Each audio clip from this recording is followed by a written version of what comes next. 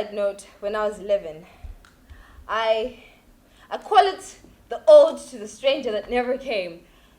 When I read it now, it sounds like it echoes. I mean, of course it does. It came from an empty place. The ode to the stranger that never came. That man, the ode to that man in that building, that man in that house, that man in that car, that street, that shop. Oh, I'm sure all the ladies know of him. He was the first lesson we were taught when we started using public transport from school. When we started frequenting our best friend's house, you know, that one at the end of the shortcut, the one with the scary thicket. They said that's where he lived, or waited, or prayed. My notes detailed how I spent my life waiting for a man, a stranger, that never made it to me. But in his place came my own father. The man that gave me everything I had walked away with the most important parts of me tucked away under his arm. My father walked away with me in a brown paper bag labeled, "I do this because I love you." My father put me in a package, walked away with me in a package labeled, "This will be our secret, our own guilty pleasure. Don't tell nobody." It is in that package that I first tried to return myself to sender. Because, let's face it, everybody listens to girls that cry rape in the street. Nobody's listening to little girls who cry rape from men at their own dinner tables, because it's disgraceful. Because our homes don't breed monsters. Mama said, "Hush, baby. It's all in your head. These things you speak of, they have no names." My struggle was termed, "What will they say?" That is the first time I learned to bite down on my own tongue just to make sure the tongues of others would leave the walls of my household unsung. I still write odes to strangers. I write them to new strangers now because these ones came. I let them come. I buried new strangers at the apex of my thighs. I let them in. Oh, shit. I call these strangers Daddy. Daddy, hold me. Daddy, hit me. Daddy, harder. Daddy, choke me. Because that is the only version of love I know. So yes, the first time I tried to die is because the man who gave me life took it away.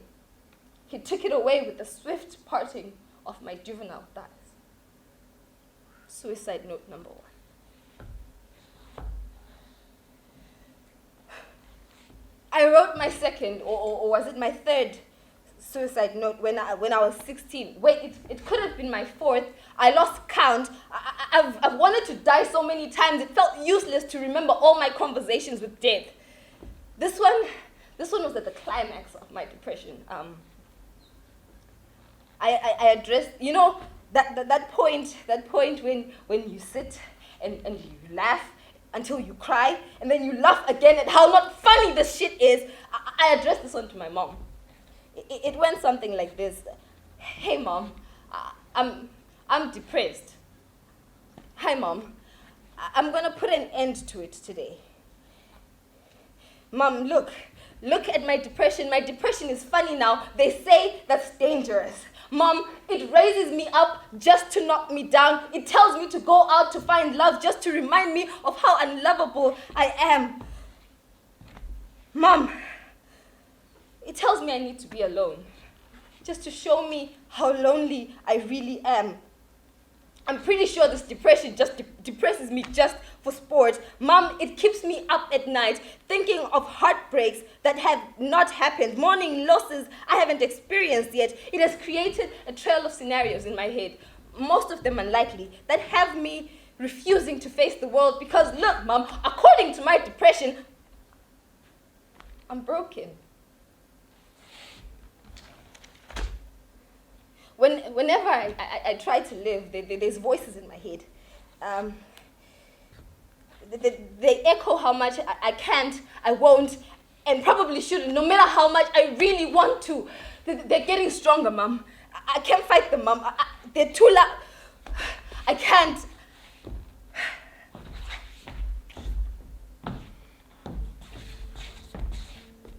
Sometimes I watch you. You look at me like I'm that little girl who used to love to hold your hand on the way to school. That bright and bubbly girl. See, Mom, I'm not that girl anymore. You know I used to wear my heart on my sleeve. It had to relocate when I started using my wrist as a canvas. I could paint only with a blade. Mom, look, I've grown pale from not being able to bask in my sunny disposition. My arms are but a tapestry of all the battles I've lost. So, Mom, can't you... I'm just a capsule of who I used to be. A capsule of your little girl. So, Mom, forgive me. I'm sorry. Goodbye.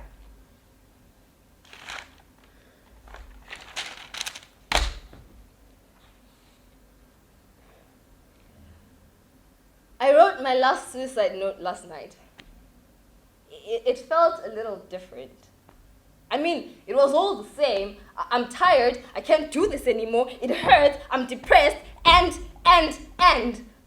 But it felt different. I think maybe it's because my best friend said he wouldn't eulogize me if I died just because I want to. Selfish prick. Or maybe it was because I got tired of this one-sided romance with death. I'm tired of being a rope in a tug of war between two realms. Or maybe it's because I've never really wanted to die.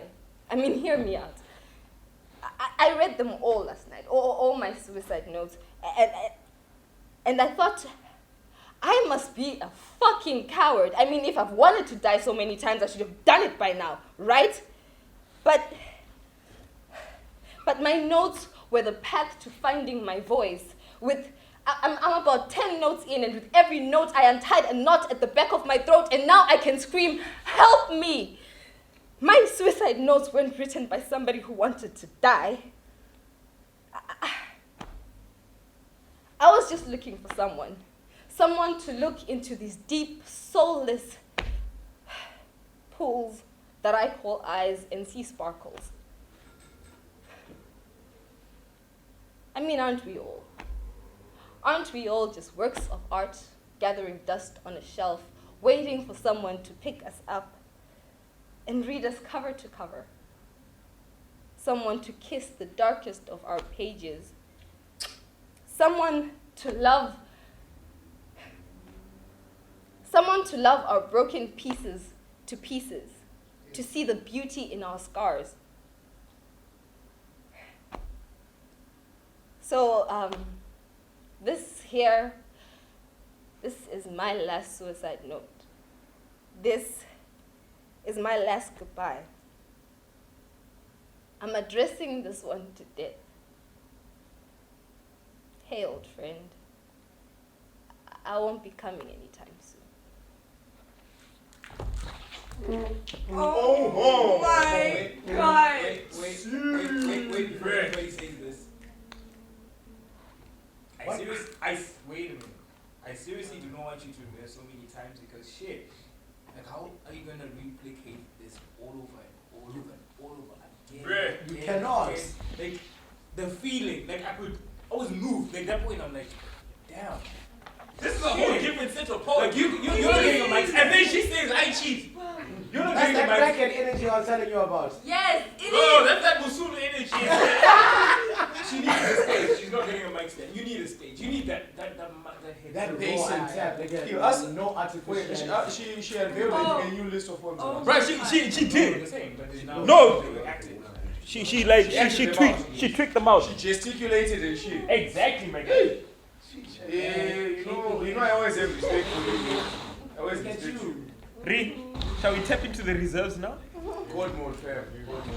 Guys, Shit. Let's do this. Let's take this to God mode. Let's finish guys, this. surely we need a panic Fucking measure high after this. Like, I mean, Yeah. yo, everyone needs a breather. Yo, everyone's in their fields. None of what you're gonna say is gonna hit us Oh my god.